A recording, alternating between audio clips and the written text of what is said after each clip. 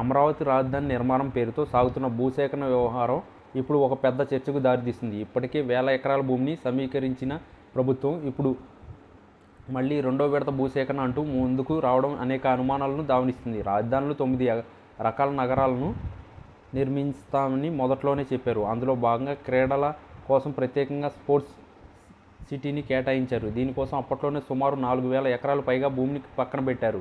కానీ ఇప్పుడు మళ్ళీ ఒలింపిక్స్ స్థాయి క్రీడా గ్రామం నిర్మిస్తామని, అందుకోసం అదనంగా మరో 2,000 ఎకరాలు కావాలని అడగడం ఆశ్చర్యం కలిగిస్తుంది. అసలు ఉన్న భూమికే సరిగ్గా వాడుకోకుండా మళ్ళీ కొత్తగా రైతుల దగ్గర నుండి భూములు తీసుకోవడం వెనుక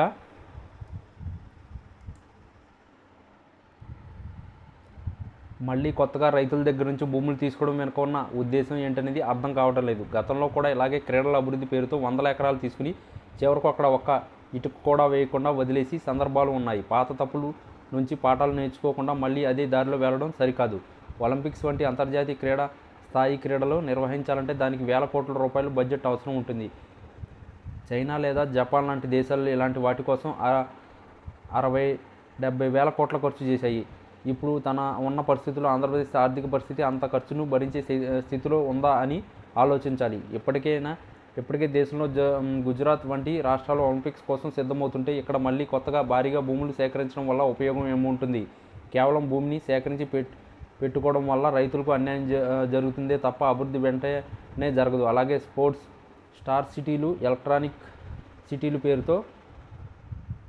పేరుతో కూడా వేల ఎకరాలు కేటాయించారు. అందులో చాలా భూమి ఇంకా ఖాళీగా ఉంది. అలాంటప్పుడు మళ్ళీ కొత్తగా భూసేకరణ ఎందుకు చేస్తున్నారో ఎవరికీ అర్థం కావడం లేదు. ఇదంతా చూస్తుంటే అవసరం కంటే ఎక్కువగా భూమిని సేకరించి దాన్ని ప్రైవేట్ వ్యక్తుల చేతిలో పెట్టే ప్రయత్నం జరుగుతున్నట్లు కనిపిస్తుంది. అభివృద్ధి పనులు ప్రభుత్వం నేరుగా చేయకుండా పీపీపీ పద్ధతిలో ప్రైవేట్ సంస్థలకు అప్పగించడం కూడా ఒక పెద్ద సమస్యగా మారింది. ఇలా చేయడం వల్ల సామాన్య ప్రజలకి వచ్చే లాభం కంటే ఆయా సంస్థలకి ఎక్కువ లాభం చేకూరుతుంది. లక్షల ఎకరాల విస్తీర్ణంలో జరిగే పనులన్నీ ప్రైవేట్ వ్యక్తుల చేతుల్లోకి వెళ్తే రేపు ప్రజలు తమ అవసరాల కోసం ఆ సంస్థల చుట్టూ తిరగాల్సిన పరిస్థితి వస్తుంది. రోడ్ల నిర్మాణం విషయంలో కూడా ఇలాగే జరుగుతుంది. వేరే పెద్ద నగరాల్లో కూడా లేని విధంగా ఇక్కడ 100 కిలోమీటర్ల పొడవున ఇన్నర్ రింగ్ రోడ్ నిర్మించాలని చూడడం విడ్డూరంగా ఉంది. అంత పెద్ద రోడ్డు అవసరమా లేదా అన్నది ఆలోచించాలి. ఢిల్లీ లేదా బెంగళూరు వంటి నగరాల్లో కూడా ఇంత భారీ స్థాయిలో రోడ్లు లేవు. అలాగే జాతీయ రహదారుల వెడల్పు విషయంలో కూడా 100 మీటర్ల పైగా భూమిని సేకరించాలని చూడడం వల్ల వేల ఎకరాల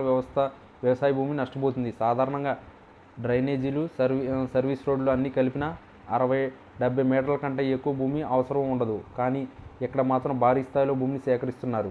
అమరావతి నుంచి వేరే నగరాలకు వేసే హైవేలు విషయంలో కూడా పాత ప్రతిపాదనలను పక్కన పెట్టి మళ్ళీ కొత్తగా భూమిని సేకరించే పనుల్లో పడ్డారు. దీనివల్ల ప్రభుత్వానికి ఖర్చు పెరగడమే కాకుండా రైతులు కూడా తమ భూములు కోల్పోతున్నారు. 20 ఏళ్ల తర్వాత అవసరమయ్యే ప్రాజెక్టుల కోసం ఇప్పుడే భూములను లాక్కోవడం ఎంతవరకు న్యాయమో ప్రజలు ఆలోచించాలి. ఒక పక్క రాష్ట్ర అప్పులు ఉందని చెబితే మరో పక్క భారీ ఖర్చుతో కూడిన ఇలాంటి ప్రాజెక్టులను చేపట్టడం విడ్డూరంగా ఉంది. ఏ అభివృద్ధి అయినా ప్రజల మేలు కోసం ఉండాలి తప్ప అది వారిని ఇబ్బంది పెట్టేలా ఉండకూడదు.